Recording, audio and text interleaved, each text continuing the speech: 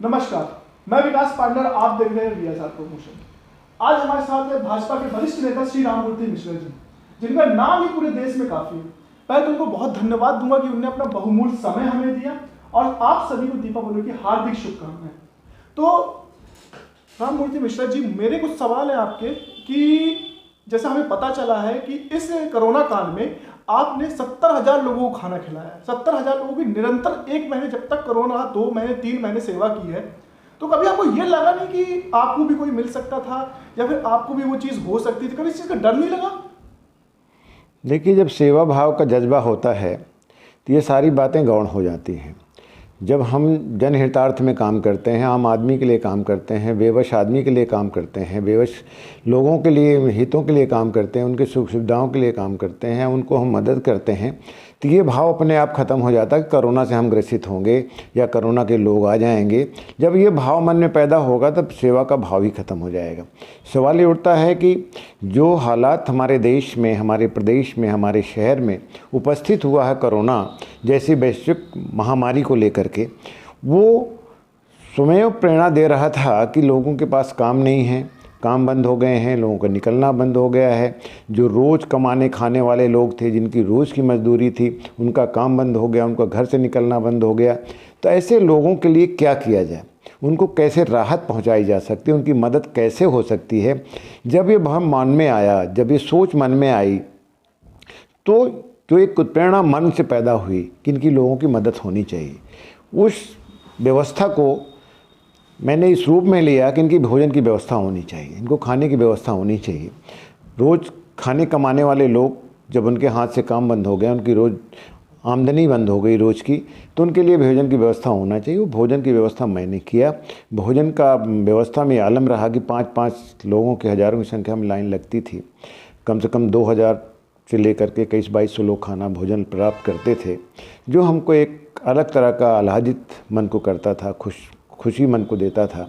और वो प्रेरणा स्वयं था, जो हमारी भारतीय जनता पार्टी का कल्चर है, जो सोच है, नज़रिया है, विजन है। हमारे बड़े बड़े नेता पूरे देश के, सम्मानी मोदी जी, सम्मानी शिवराज सिंह जी, जबलपुर राज्य सांसद हमारे राकेश सिंह जी, मध्य प्रदेश के अध्यक्ष BD शर्मा जी, इन लोगों के सबका जो एक सोच था, एक जो विजन था, एक जो नज़रिया था, काम करने का तरीका था, वो अपने आप में प्रेरित कर रहा था, प्रेरणा दे रहा था। क्योंकि पूरी तन्मयता के साथ भारतीय जनता पार्टी के कार्यकर्ता जिस तरह से कोरोना काल में आम आदमी की मदद के लिए आगे आए हैं, तो अपने आप में प्रेरणा दे रहा था। मैं भारतीय जनता पार्टी के एक मध्य प्रदेश का सक्रिय सदस्य होने के कारण, क्रियाशील मेंबर होने के कारण और कार्य समिति का सदस्य होने के नाते मेरा दायित्व बनता था कि उस मुहिम में मैं भी जुड़ूं, मैं भी काम करूं। उस मुहिम में मैंने जुड़कर काम किया और उसको लोग लाभान्वित हुए।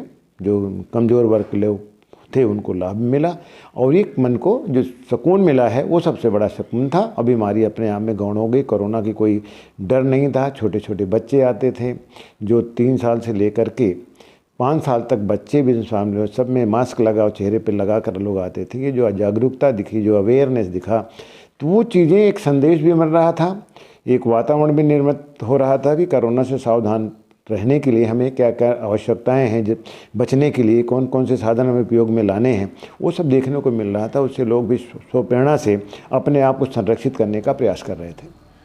70,000 लोगों को खाना खिलाना ये आसान नहीं है, क्योंकि ये संख्या सुनने में भी बहुत बड़ी चीज़ है। इतने बड़े काम को आपने इतनी आसानी से किया, कैसे किया? इसका अनुभव कैसा आपको, मतलब बताइए, हम लोग जानेंगे। देखो, 1 महीने तक कार्यक्रम चला। लोग 2,000 से लेकर के 21-2200 लोग खाना खाते थे, कभी 1,500, 2,000, 2,100, 2,200। लेकिन माँ योगिनी माई की इतनी बड़ी कृपा थी, उन्हीं के आंगन में, प्रांगण में हम लोग काम कर रहे थे। हमारा बहुत बड़ा प्लाट था वहाँ पे, जहाँ पे बड़ी सुविधा थी, बड़ी डिस्टेंसिंग जो सिस्टम था, दूरी बना कर रखने का, वो बड़े तरीके से बड़ा पालन हुआ उसका। लोगों में एक अलग तरह का उत्साह था, भोजन अच्छा मिला लोगों को। निरंतर लोग 1 महीना तक चलता रहा और चलने का लोगों को जिस तरह से अप्रिसिएशन मिला, जिस तरह से उनका स्नेह मिला, जिस तरह से आशीर्वाद मिला, जिस तरह उनकी प्रशंसा मिली, वो अपने आप को एक मजबूती का पक्ष हमारे सामने उपस्थित हुआ और बहुत अच्छा भी लगा और ये प्रेरणा भी मिली कि इस तरह के काम करते रहना चाहिए। मैंने संकल्प में लिया था कि जब आवश्यकता हुई, कार्यक्रम स्थगित करने के बाद आवश्यकता हुई तो मैं फिर करूँगा। मैंने मंदिरों में जा कर के योगदान दिया, फिर घरों में जाकर लोगों को योगदान दिया। जो मुझसे एक जो साधारण व्यक्ति से बन सकता था वो मैं भारतीय जनता पार्टी के एक कार्यकर्ता होने की हैसियत से अच्छा काम किया। जबलपुर में सम्मानित राकेश सिंह ने सांसद का जो दायित्व तो रहता है, उन्होंने अपने 8 विधानसभा में बहुत अच्छा काम किया, जो सो प्रेरणा आम आदमी को देता रहा है, कार्यकर्ताओं को देता रहा है, उससे भी हम इंस्पायर हुए हैं, जो महत्वपूर्ण पक्ष है। जैसे कि मैंने कहा, श्री राम मूर्ति मिश्रा जी नाम ही काफी है और यहाँ की यूथ के आइकर और अपने देशवासियों के, अपने जहाँ के वो शहरवासियों के लाडले, उन लोगों के लिए सर मैं ये जानना चाहूँगा, आपसे पूछना चाहूँगा, जो आज की यूथ है, जैसे कि आज की यूथ आप देख रहे हैं कि कुछ गलत संगति जाती है, कुछ गलत या फिर लाइन पे चले जाते हैं, उनके लिए आप कुछ बोलना चाहते हैं, कुछ कहना चाहेंगे? देखो, हमारे देश के युवक, हमारे प्रदेश के युवक, हमारे ज़िले के युवक बड़े संस्कारित हैं।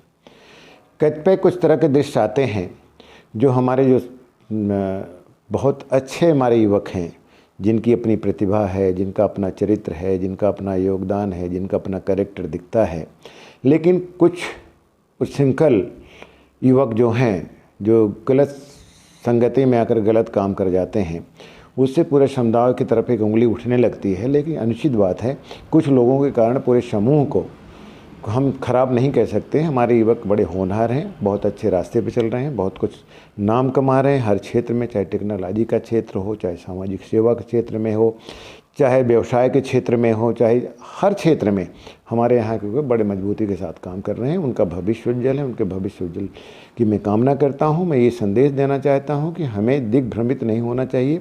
युवकों को अपने सार्थक रास्ते पर, सही दिशा में काम करना चाहिए, जिससे उनके माँ बाप का, उनके पड़ोस में एक नाम बने, लोगों में प्रेरणा का काम करे, लोगों में एक संदेश देने की कोशिश करें, जिससे एक अलग संदेश जाना चाहिए लोगों के बीच में कि हमारे युवक बहुत संस्कारी हैं, संस्कार के साथ चलने वाले लोग हैं, मजबूती के साथ देश हित में काम करते हैं, प्रदेश हित में काम करते हैं, शहर हित में काम करते हैं, जनहित में काम करते हैं, परिवार के हित में काम करते हैं।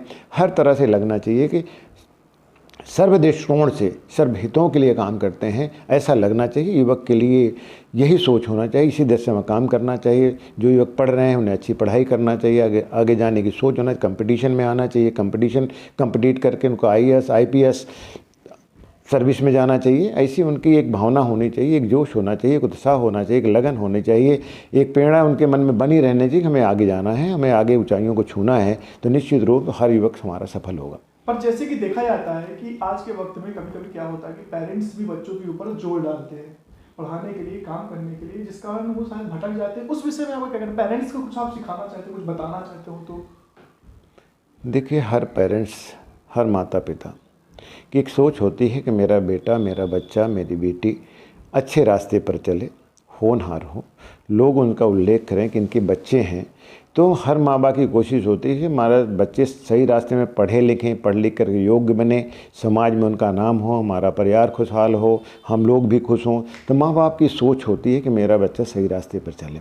कभी कभी उनको जब कुछ विसंगतियाँ दिखती हैं तो माँ बाप नाराज़ होने की कोशिश करते हैं, नाराज़ होते हैं और जितना उनको दंड देना हो दंड भी दे देते हैं। कभी कभी 99% लोग उसको सहन करते हैं, मानते हैं, माँ बाप की कोशिश करके चलते हैं। 1% मैं तो कहता हूँ 0.1% जो विसंगतियाँ देखते हैं जब हमारे 30 लाख लोगों में बहुत कम उदाहरण मिलते होंगे, 1-2 उदाहरण मिलते होंगे कि ऐसा किसी बच्चे ने गलत कर लिया है या किसी माँ बाप के डांटने से कुछ गलत कदम उठा लिया है, तो उसका परसेंटेज बहुत लेस है। तो सवाल उठता है, हर माँ बाप का दायित्व होता है कि अपने बच्चों को संस्कार दें, सही रास्तों पर लेकर कोशिश करने। ये हर माँ बाप की कोशिश होती है, सदमार्ग पर चलाने की कोशिश करते हैं। उस सदमार्ग में थोड़ा अपनी डांट भी बच्चों को पड़ जाती है, जैसे कभी उनको चोटिल होते हैं, लेकिन वो चोटिल का नहीं होता, वो जो नासमझ होते हैं तो ऐसा सोचते हैं। अगर माँ बाप के प्रति सही सापेक्ष पक्ष में सोचें, हमारे माँ बाप हमारे लिए अच्छा सोचते हैं, अच्छा करते हैं, उनकी अच्छी सोच है, अच्छी सोच पे हमें आगे ले जाने की कोशिश होते हैं। जब बच्चों की इस दिशा में सोचेंगे तो बच्चों को अपने माँ बाप के प्रति किसी तरह का कोई द्वेष का भाव नहीं आएगा और निश्चित रूप माँ बाप का आदर करेंगे और अपने लक्ष्य को प्राप्त करेंगे। जैसे कि अभी उपचुनाव में जो रिजल्ट आए हैं, बीजेपी आज फिर से अपना परचम आगे बढ़ाई है, उस विषय में आपका क्या कहना है?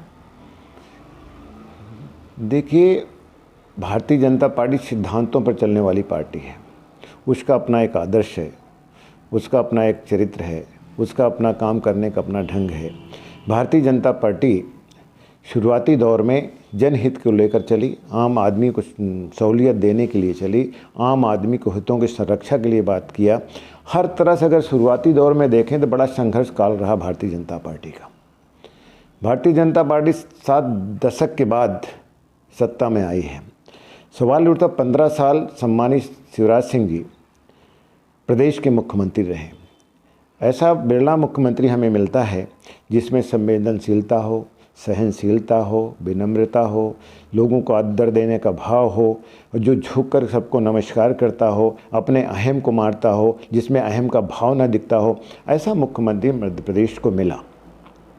15 साल तक लगातार काम करने के बाद एक हालात परिस्थितियाँ जो बनी, कभी कभी एक अपवाद के रूप में ऐसी परिस्थितियाँ बन जाती हैं, इनकम्बेंसी फैक्टर बनता है। तो सवाल ये उठता है कि उस परिस्थितियों में 2018 के चुनाव में भारतीय जनता पार्टी के पास 109 विधायक थे, कांग्रेस के पास 114 विधायक थे, लेकिन जनमत मध्य प्रदेश में भारतीय जनता पार्टी का था।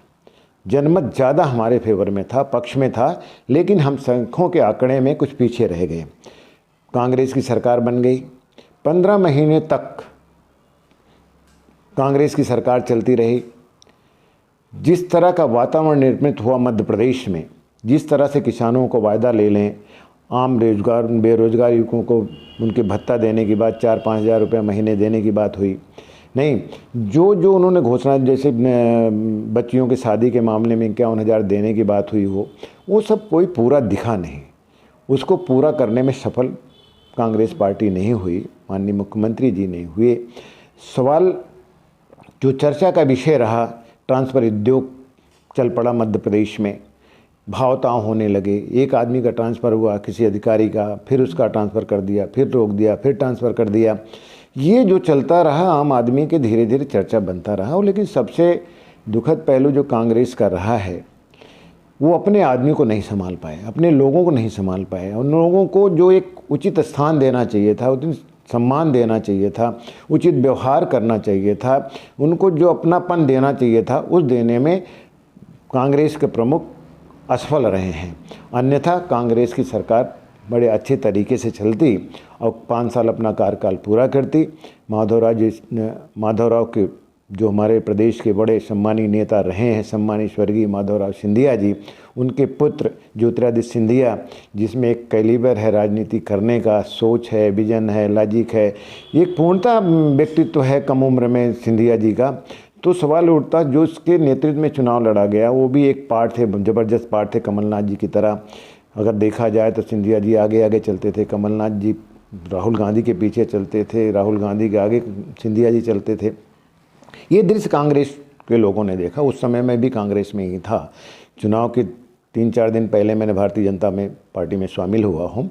लेकिन सवाल ये उठता है कि जिस तरह से कांग्रेस ने सिंधिया जी के साथ व्यवहार अपनाया, जिस तरह से उनके प्रति उनका जो आचरण दिखा, मर्माहित होकर सिंधिया जी ने कांग्रेस छोड़ दिया और भारतीय जनता पार्टी को ज्वाइन किया। भारतीय जनता पार्टी के हमारे सर्वमान्य नेता, प्रतिष्ठित नेता, जो नेतृत्वकर्ता नेता हैं, उन्होंने उनको बड़ी तरह से सम्मान दिया, उनको गले लगाया। सवाल ये उठता है कि भारतीय जनता पार्टी की सबसे बड़ी सोच ये है कि वो समझते हैं हमें कैसा व्यक्तित्व चाहिए, किस तरह के काम करने वाला व्यक्तित्व चाहिए, जो जनता के लिए काम करता हो, जनता के लिए सोचता हो।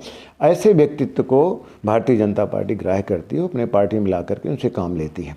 सवाल ये उठता है, आपने चुनाव के बारे में प्रश्न किया है कि जो जीत का आंकड़ा जो आया हमारे सामने, जिस तरह से भारतीय जनता पार्टी को हमारे प्रदेश के 7.5 करोड़ जनता ने आशीर्वाद दिया है, वो अपने आप में काबिल तारीफ़ है। सवाल ये उठता, सम्मानित शिवराज सिंह चौहान का व्यक्तित्व जिस तरह का है, कितने विनम्र हैं, कितने शालीन हैं, कितने संवेदनशील हैं, किस अपनेपन के साथ लोगों से मिलते हैं, किस तरह से उनका आदर सम्मान करते हैं, ये आदमी के दिल को टच करता है, दिल को छूता है, स्पर्श करता है। जब स्पर्श करता है दिल को कोई भावनाएं, सोच, नज़रिया, विजन, तो लेकिन उस नेता के प्रति एक अलग भाव पैदा होता है। वो भाव जनता ने दिया सम्मानित शिवराज सिंह जी को।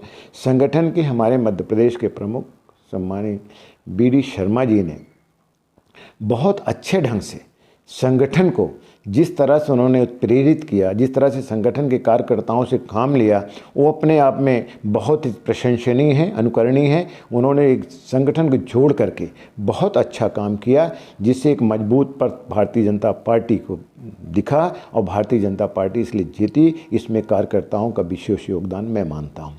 सवाल ये उठता है, जिस परिस्थिति में, जिस हालात में चुनाव हुआ है, क्योंकि सारे लोग जीते हुए भारतीय जनता पार्टी के लोग नहीं थे, वो कांग्रेस के लोग थे जो भारतीय जनता पार्टी को ज्वाइन किया था।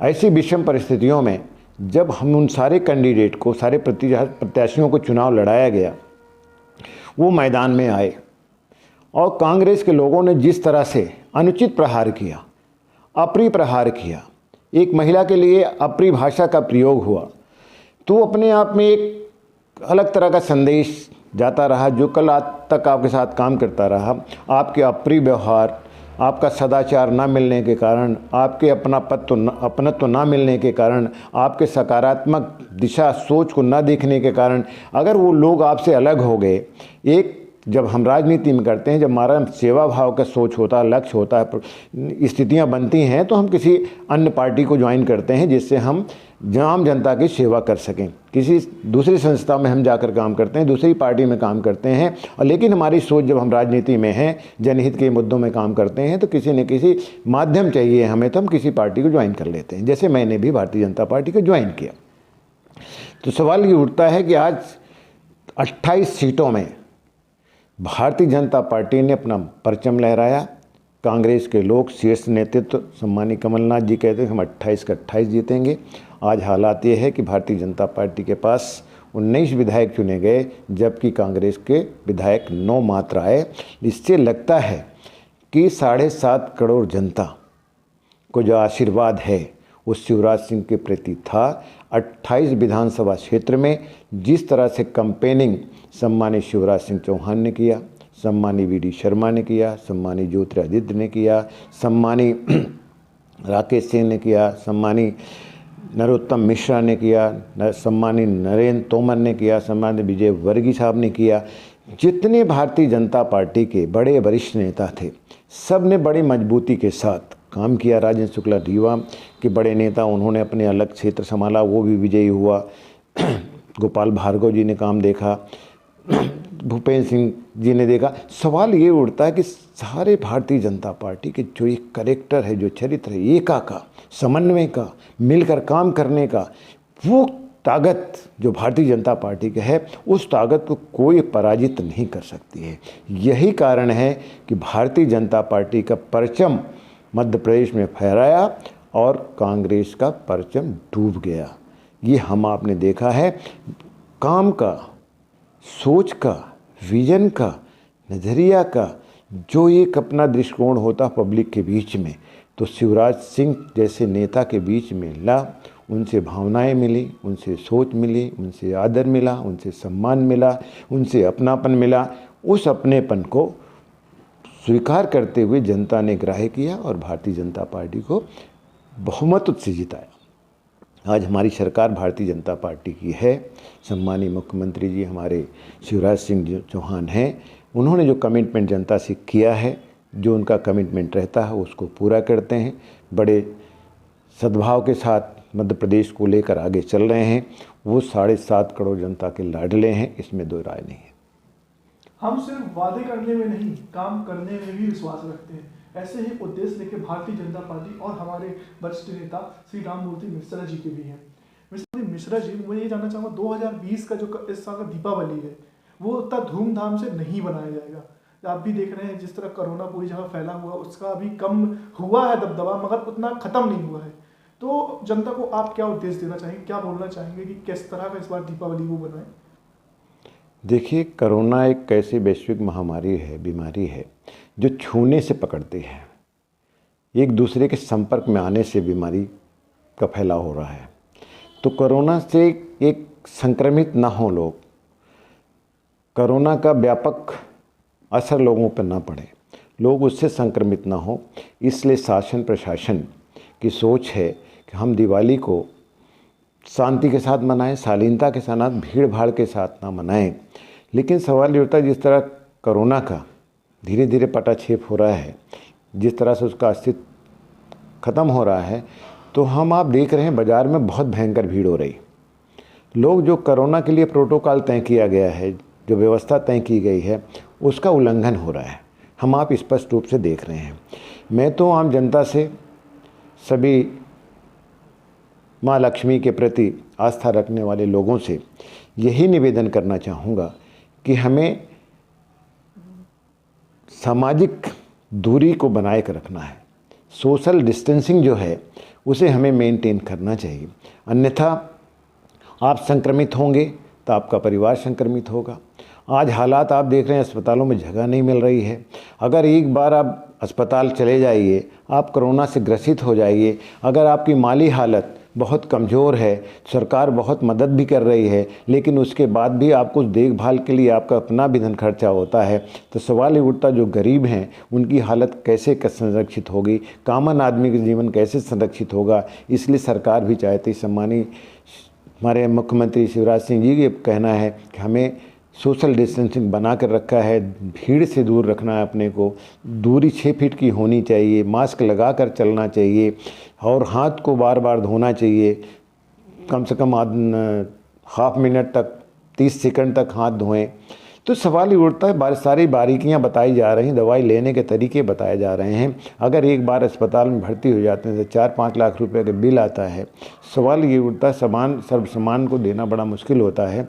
इसलिए हम अपने परिवार को अगर संरक्षित करना चाहते हैं, अपने परिवार को व्यवस्थित करना चाहते हैं, हम स्वयं व्यवस्थित रहना चाहते हैं, सामाजिक दूरी बना के रखें, चेहरे पर मास्क लगा कर रखें। जो एक हमें जितने अच्छे ढंग से हम अपने को व्यवस्थित ढंग से कोरोना से बचने के लिए उपाय करना चाहिए, उसे निश्चित रूप से हमें कारगर उपाय अपनाना चाहिए। उसमें आपका कोई धन खर्च नहीं होता है, आपका दूसरा रूप में मनी का खर्च इसमें एक्सपेंडिचर नहीं आता है। उससे सिर्फ बचाव के लिए सोच हमारी बनना चाहिए। अगर हम सोच नहीं बनाएंगे तो निश्चित रूप से हम कोरोना से संक्रमित होंगे। मैं तो इस दिवाली पर्व पर आप सभी को बहुत सारी शुभकामनाएं देता हूं। माँ लक्ष्मी से प्रार्थना करता हूं कि हमारा देश, हमारा प्रदेश, हमारा ज़िला, हमारा परिवार, हमारा मोहल्ला सब खुशहाली के दिन काटें। माँ पर उनकी महती कृपा बने, उस सबको आशीर्वाद दें, उनका जीवन खुशहाली के साथ बीतता रहे और एक कोरोना जैसी महामारी को वो समाप्त करें। धीरे धीरे इसकी इतश्री करें, इसकी पुनरावृत्ति ना हो, इस तरह का आशीर्वाद हम सब पर माँ की रहे। और दिवाली का पर्व बहुत हंसी खुशी, राजी खुशी परिवार के साथ हम मिलजुल कर मनाएं। जो एक हमारा समन्वय परिवार का, हम मिलजुल कर मनाएं, परिवार जैसे सब कोई मिलकर बनाएं। हमारी एका, हमारी संगठन ताकत सब मजबूती के साथ बने, सब पर माँ की कृपा बने, माँ लक्ष्मी की कृपा बने। जो एक सद्भाव हमारे यहाँ लोगों के बीच में होना चाहिए, वो सद्भाव भी होना चाहिए। सामाजिक दूरी का मतलब ये नहीं कि हमारे बीच में संभाव नहीं है, हमारे बीच में समन्वय नहीं, हम एक दूसरे के प्रेम स्नेह नहीं करते हैं। तो इस दूरी को बना कर रखें और कोरोना से बच कर रहें। आशा करता हूँ कि आप लोगों ने आज बहुत अच्छी सी चीजें सीखी होंगी और आप सभी को फिर से दीपावली की हार्दिक शुभकामनाएं। हाथ धोते रहें और मास्क लगाए रहें। 2 गज की दूरी, मास्क है जरूरी। तो आप सभी को हैप्पी दीपावली के पावन पर्व सभी को हार्दिक शुभकामनाएं। दिवाली का पर्व हम प्रतिवर्ष बड़े आत्मीयता के साथ माँ लक्ष्मी का पूजन करते हैं और माँ लक्ष्मी से प्रार्थना करते हैं कि हे माँ, सबको सुख शांति दें, धन धान से संपूर्ण करें और हर व्यक्ति अपनी ज़िंदगी खुशहाली के साथ व्यतीत करें।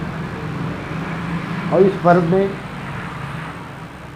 कई किंवदंतियाँ जुड़ी हुई हैं, कई महत्वपूर्ण बातें जुड़ी हुई हैं।